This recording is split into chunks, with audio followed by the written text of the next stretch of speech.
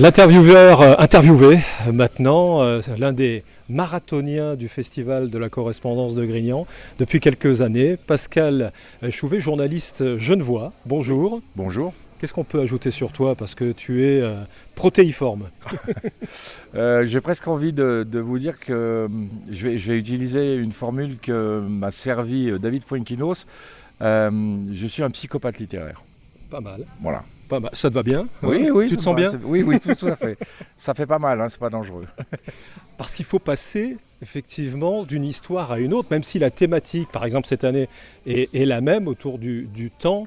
La Tu passes d'un portrait d'une époque. portrait d'une époque, tu passes tout de même d'un auteur à l'autre, d'une ambiance à une autre, d'une époque à une autre.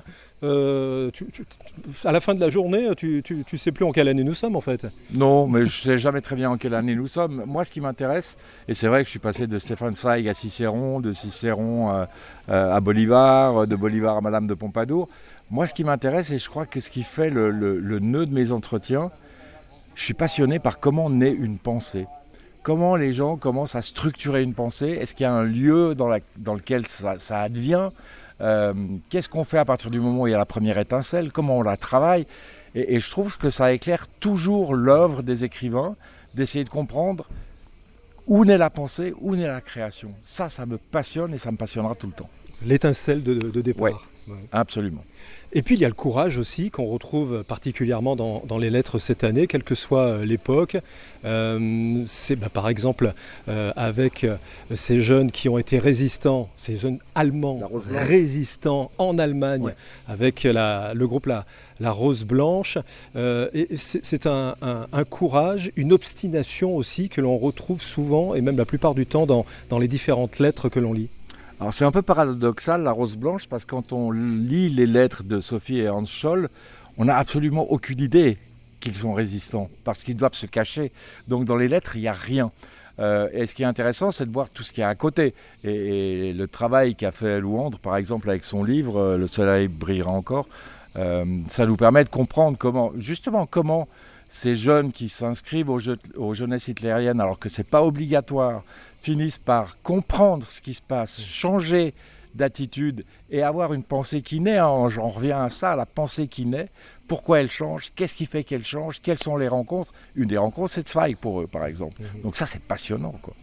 Et on se rend compte, à travers toutes ces lectures, que le plus important, finalement, c'est de lire entre les lignes. Il faut d'abord commencer par bien lire les lignes. Parce que si on ne lit pas bien les lignes, on ne peut rien comprendre.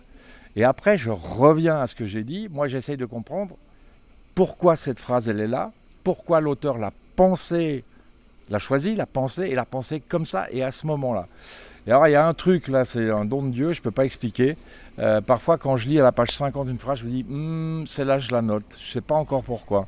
Et c'est 100 pages, 120 pages plus loin que je vais avoir la réponse. Je me dis, tiens, à la page 50, là, il a mis une mine qui explose à la page 122.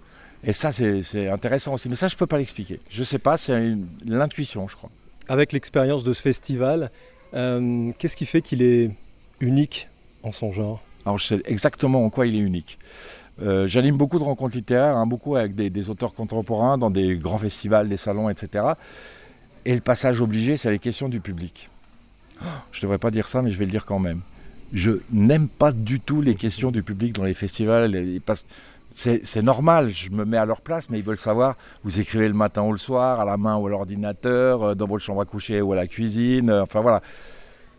Ils veulent savoir ce qui se passe dans la cuisine. Ici, on a des questions d'intellectuels, de gens qui ont lu, qui ont compris, qui ont envie d'aller plus loin. Moi, je suis fasciné par la qualité du public ici. Ils sont incroyables. Il n'y a pas une question nulle. Ce qu'on va retenir aussi de cette édition, c'est que finalement, l'homme ne retient rien du passé. Entre Cicéron et aujourd'hui, les mêmes erreurs reviennent, on oublie. Oui, il y a beaucoup d'erreurs qui reviennent. Mais je crois que c'est le propre de l'homme. On a toujours l'impression qu'on sait mieux, qu'on va faire mieux. Et puis on se cultive de moins en moins. Peut-être que si on lisait un peu plus et si on prenait un peu plus le temps de penser, ça compte la pensée. Moi j'aime bien dire que si on avait un peu moins d'éléments de langage et un peu plus d'éléments de pensée, peut-être qu'on ferait moins d'erreurs. C'était mieux avant ou pas? Non, je déteste cette phrase. Je déteste cette phrase. Mais je pense qu'on ne doit pas oublier avant. Pour moi, dans l'époque qu'on vit, il y a des choses absolument formidables, mais géniales, vraiment. Puis il y a des choses qu'on fait peut-être moins bien qu'avant, mais on apprendra, il n'y a pas de souci. À chaque époque a ses avantages et ses inconvénients. J'espère, oh Seigneur, faites que je ne dise jamais c'était mieux avant. Dernière question, on est sur la radio du cinéma. Quel cinéphile es-tu ? Ou nul, mais nullissime.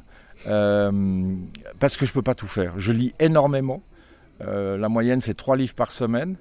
Donc je ne peux pas lire, travailler, écrire un peu et en plus aller au cinéma. Alors j'y vais rarement, mais quand j'y vais, j'ai du plaisir. Tiens, je fais Alexandre Dumas cet après-midi. Le film Monte Cristo, je l'ai vu et j'ai trouvé plutôt intéressant. Voilà.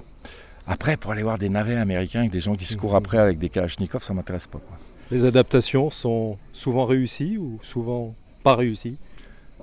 Je dirais pas si elles sont réussies ou pas réussies. Ce qui m'importe, c'est de savoir si j'ai lu le livre avant ou si je le lis après.